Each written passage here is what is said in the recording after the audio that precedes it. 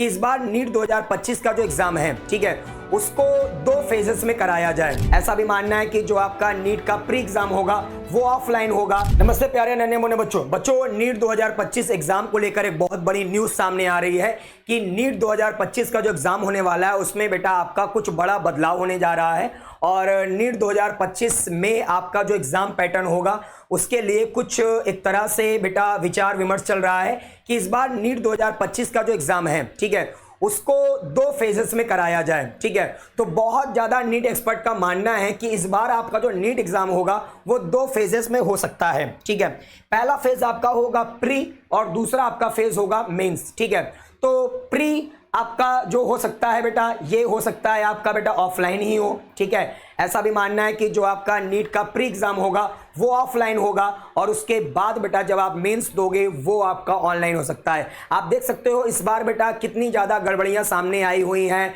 तो इस बार बेटा बहुत ज्यादा दबाव है, ठीक है, कि नीट का पेपर जो है बहुत अच्छे तरीके से कराया जाए, इसमें कोई भी कमियां ना मिले। तो इस तरह का विचार विमर्श चल रहा है कि जो नीट का एग्जाम है उसको 2 फेजेस में कराया जाए, प्री और मेंस। आप जानते हो जैसे जेईई का एग्जाम होता है प्री और मेंस, तो उसी तरह मानना है कि इस बार नीट का जो एग्जाम है वो भी 2 फेजेस में कराया जाए ताकि ये जो गड़बड़ियां हैं उसे कम किया जाए और लोगों के मन में एक ट्रस्ट जो है वो डेवलप किया जाए। नहीं तो आप जान रहे हो कि इस बार नीट 2024 का जो पेपर हुआ है उससे कितने ज्यादा डाउट्स, कितने ज्यादा लोगों के मन में निगेटिव आ चुका है कि यार नीट एग्जाम में इतनी ज्यादा गड़बड़ियां हो रही हैं, तो लोगों का जो ट्रस्ट है वो लगातार कम होता जा रहा है। तो इसीलिए ठीक है, इस बार जो आपका नीट का एग्जाम होगा उसमें इन चीजों पर बिल्कुल विचार विमर्श चल रहा है ताकि लोगों के मन में एक अच्छा ट्रस्ट हम डेवलप कर सकें और लोगों का विश्वास आ सके कि नहीं, नीट का एग्जाम जो है वो आपका बिल्कुल सही तरीके से हो रहा है। ठीक है,